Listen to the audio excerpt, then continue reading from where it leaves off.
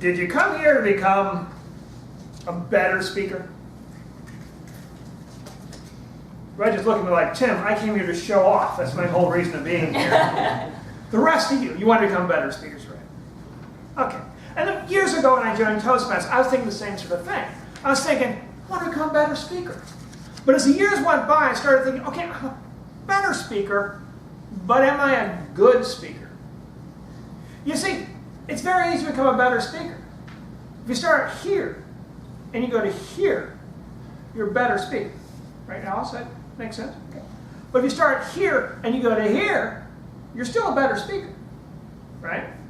But you could say this is probably a pretty good speaker as opposed to the one down here. Yeah. So how do you do that? How do you get to become a good speaker?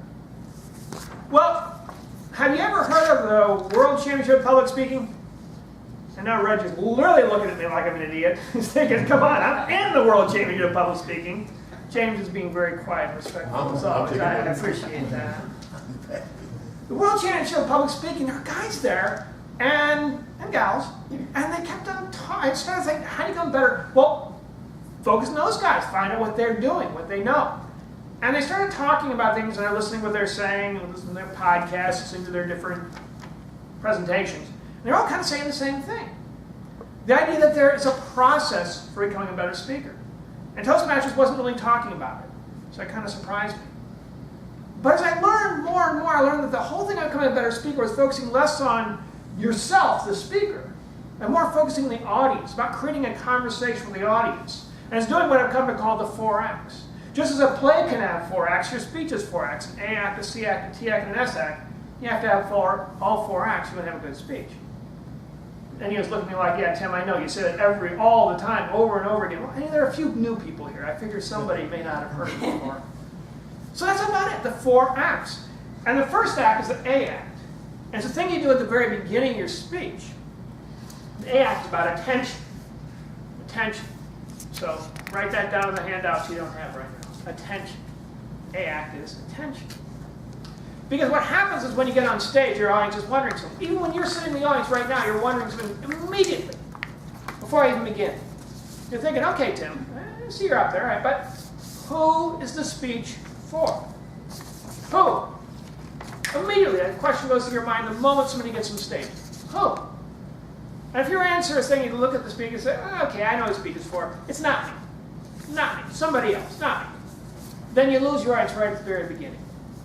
So you got to find a way to involve the audience and to know the audience that the speech is for them. The speech is for you, Reg. Yes. And you, James. And the rest of you, probably. You. So there's a simple word you can use to indicate the audience that the speech is for them. You may have guessed what it is. Ends in Y and ends in U. Anybody care to guess? It's not that difficult. You? You? Yes, you! Use the you! Use the you! And you're speaking, when you get up there in your front of an audience, engage their attention on who the speech is for. Use the you. Now Reg's looking at me like, Tim, I know, I'm not an idiot. I know it. I go, I'm a professional speaker. I know all this sort of stuff. Reg, it's really for everybody else. I'm just trying to explain it to everybody else. Use the you. Very important. You speak the A act of attention. So once you have their attention, the A act, then you go on to the C act. Because almost immediately after you got their attention, another question pops up. And the C act deals with that. And the C act is about content. Content. So write that down. Content on your little handout. Content. Because, okay, you know who the speech is for, great. Then the next question pops up instantly, almost instantly. So, okay, what is the problem? What? What? That's what your audience wants to know. What? What's the problem? Because let's face it, if there isn't a problem, there's no reason to have your speech. So I mentioned to Reg before, I said, you know, if someone gets out there and you talk about an hour about saying the solution's within you, you can figure it all out yourself, you start thinking, you spend an hour telling me I already have the solution, you wasted an hour of my time telling me I don't have a problem? I don't need that. Life is too short, right? You need a problem. If there isn't a problem, there's no point. There's got to be a problem. What's the problem? Even if they know it's for them, okay, what's the problem? You ever been in like a business presentation where you're thinking about, I really don't understand what the problem is, what's going on, happens a lot in business. What's the problem? So if you want to identify what the problem is and get the audience involved, what you want to do is you want to grow the conflict. Grow the conflict. In other words, there has to be a problem, but it has to be a big problem. It has to be a growing problem. It has to be a huge problem. So you start out here with a problem, and you just make it bigger and bigger and bigger and bigger, and finally it's an explosive, huge problem, world-shaking problem going on. And that's great. You're setting everything up for the T act, which comes next. You see, really the goal of the C act, content, is kind of to freak your audience out. You want to freak your audience out a little bit. So here's the story so far. You're sitting in the audience. You're thinking, okay, who the speech is for? All right, I know it's for me. Speaker's using the you. Great, all right. Content, what's the problem? We're growing the conflict. Big problem, huge problem. So let's figure stop there. Have you ever heard a speech which has a huge problem, a world-shaking problem? And then they kind of finish with something like, well, I'm not quite sure what to do about it. Probably the world's going to end in a couple days, not sure what, probably, kiss your goodbye, get in touch with your family, write your last will and testament. All these things would be good, but I have no clue how to really solve the problem. And you're freaking thinking, wait a minute, it's a huge problem. You just told me this huge problem and you got no solution? That's worse than me not showing up at all. I was probably happy before, now I'm freaking out and you can't even solve my problem? So that's the T act, technique. Your audience wants a technique. Because the question, of course, is once they get this problem is, how do you solve the problem? T act, technique. How do you solve the problem? And here's something actually I forgot last time, but I remember this time, so I'm going to help you out. Challenge about technique and how to solve the problem every speaker has is the audience forgets how to solve the problem, but they remember the problem. Have you had a situation where a speaker just freaked you out? They're talking a world-shaking, horrible thing going on, and that's all you could think of? And you left knowing the world was going to end in about 5 days, and thinking back, and he mentioned something about the solution, but I'm not quite sure what it was. I just know the problem is huge, but I can't quite remember the solution. And that's worse than not even being able to give you a solution at all. You can't remember it. It doesn't help you. So you need a way to remember things. And that's a phrase that stays. A phrase that stays. Just 10 words or less that stick in your audience's mind. 10 words or less that stick in your audience's mind that after you're finished speaking, for days, weeks, months, years after you're finished speaking, people will remember them. Phrase that stays like, oh, use the you.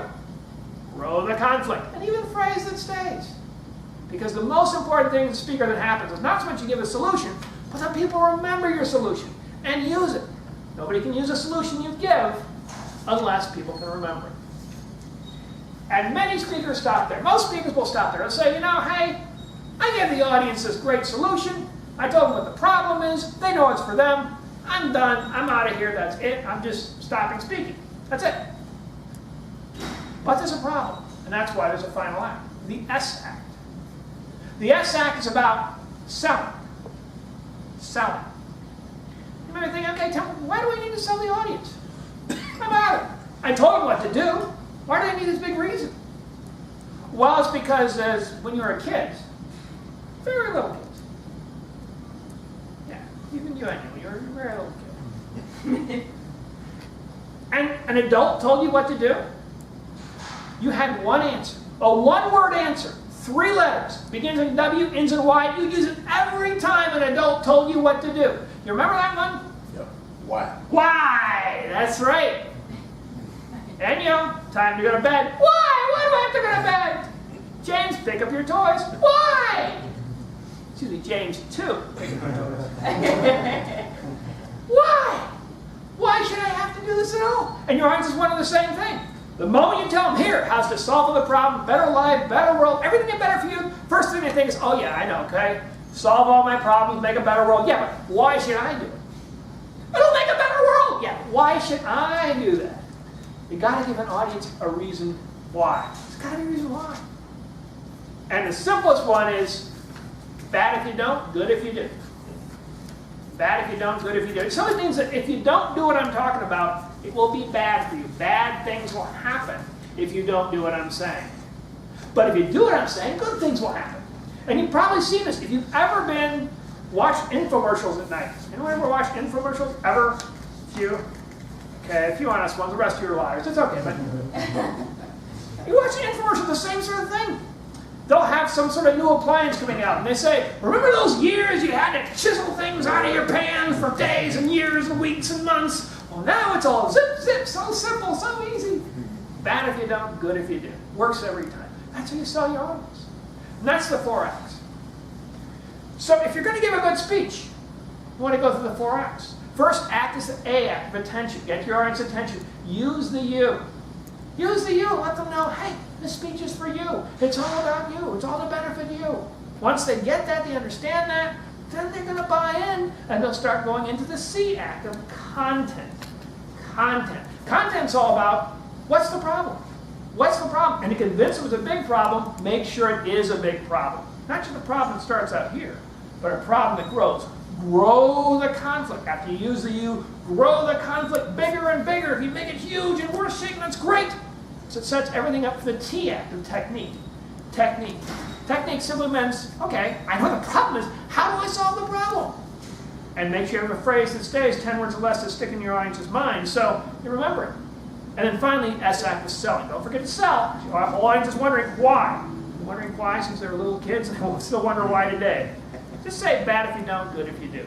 And once you start doing that, you'll find an amazing thing happen. You'll connect to people deeper than ever before. You'll find a simple conversational rapport getting out. You'll be more confident, more certain, more aware, more engaged. Minds will lean forward. They'll be interested in what you're doing. They'll repeat what you're doing to others. People come to you and say, hey, Sue, thank you very much for that speech. You got a lot of great ideas. I'm starting to apply that in my life. Thanks again. I love your book. I love what you're doing. And that's a great feeling when that sort of thing happens. So it'll transform your whole life. So if you're ever in front of people and you're trying to give a speech and you're wondering what to do, always remember, use the 4 acts.